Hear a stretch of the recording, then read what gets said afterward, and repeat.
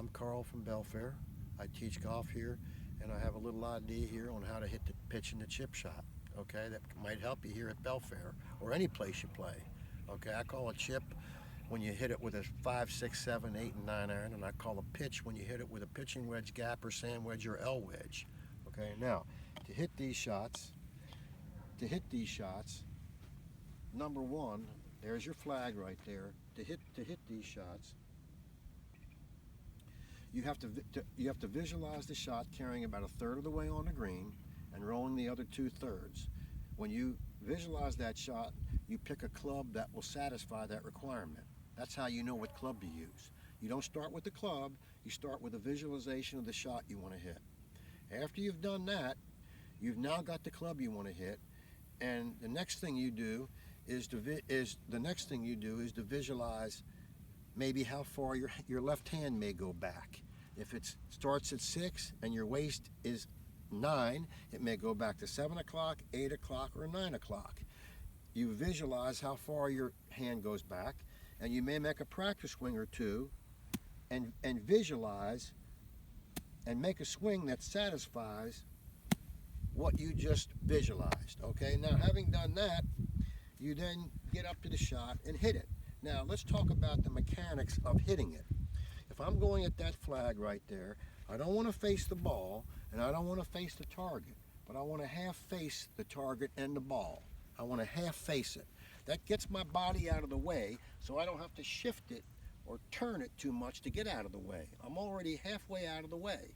Okay, then I can play the golf ball approximately off the inside of my right foot, maybe an inch or two forward of that.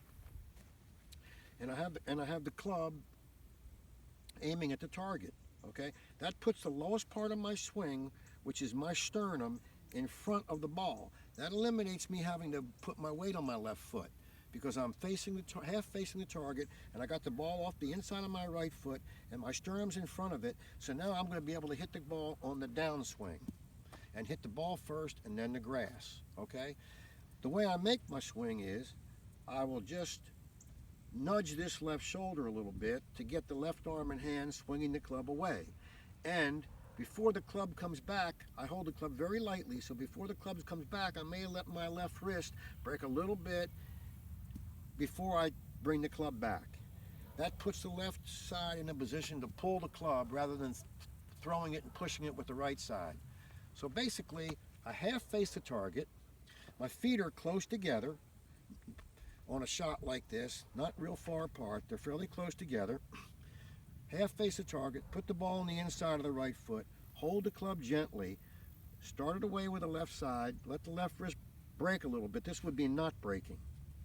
I know a lot of people do that, but I don't believe in that. The great players that I saw always let the club break a little bit before they came back. The other thing is that I don't stand far away from the ball.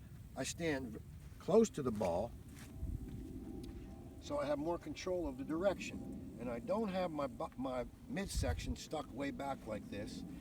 I'm standing more in life with my midsection kind of under me, and that puts my hands close to me. That's the way you get close to your hands.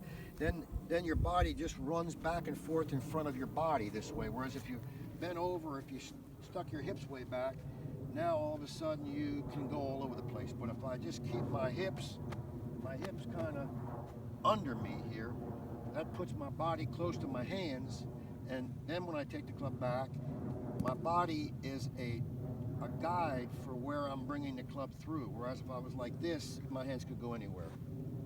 I hope that helps you, and we'll see you around the golf course. Thank you.